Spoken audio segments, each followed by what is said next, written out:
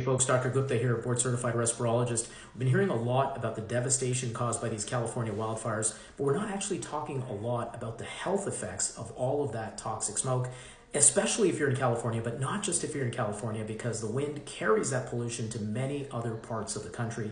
So what do you need to know and what do you need to do?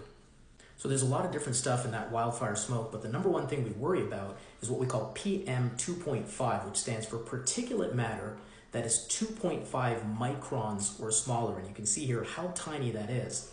And that pollution actually gets breathed in, goes right through the lungs, and the smallest particles get into our bloodstream.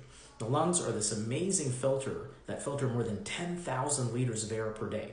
So if you're breathing this stuff in, your lungs are your first point of entry, and your lung is the most susceptible organ. So you see flare-ups of lung diseases like asthma or COPD, but we also see heart conditions like heart attacks, heart failures, we see strokes. At the same time, those particles reduce the lung's ability to fight off infections so that you see more respiratory viral infections after wildfire events. Even women who are pregnant see more complications related to their pregnancy, so a higher rate of stillbirth, premature labor, and if you breathe in that smoke while you're pregnant, when your baby is born by the age of 1, they have a higher rate of ear infection. So there's all sorts of things happening when that smoke gets breathed in. What's even scarier about this smoke in California is that it's not only vegetation and trees, but you have all of these structures and homes and businesses that are burning. So you have burning plastic, metal, materials, electronics, synthetic fibers, all of these man-made materials, where you have many more what we call co-pollutants and dangerous gases and dangerous chemicals that are released, like benzene, which is a known carcinogen. So we start to worry a lot more about the carcinogenic potential of these kinds of inhalations that are happening right now in California. So what do you do to protect yourself? So first of all, this pollution is outside, so minimize the amount of time that you're outside. If you have to go outside, wear a mask. Wear ideally an N95 or a KN95 mask to really block those particles out. And remember, when you're exercising, you're breathing in 10 times more air. So don't exercise outside because that means 10 times more pollution exposure. Keep those windows and doors closed so that the pollution doesn't come in, but some of that pollution will make its way into your home. So that's when you rely on your HVAC system to get that pollution out of the air. And that's where it becomes really important to have a really efficient filter on your HVAC system. Ideally, you want to get an MERV or MERV factor of 13 or higher, which captures a lot of those particles.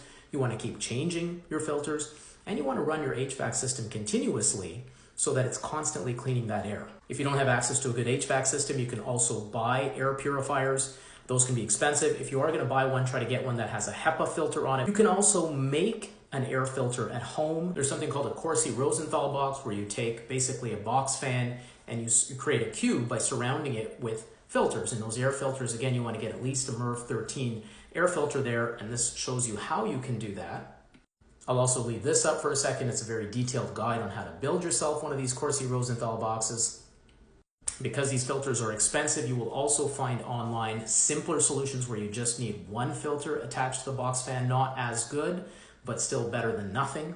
If you're not sure about the air quality in your home, you can purchase an air quality sensor relatively inexpensively online. And the last thing I'll say is if you have an underlying condition, a heart condition or a respiratory condition, and this is something I tell my patients with respiratory disease, be proactive. These fires are happening, and whether or not you're in their direct path, often you'll be affected by their smoke. Make a plan with your provider on what you're going to do if you're exposed to this smoke. So definitely you're going to pay attention to that air quality health index.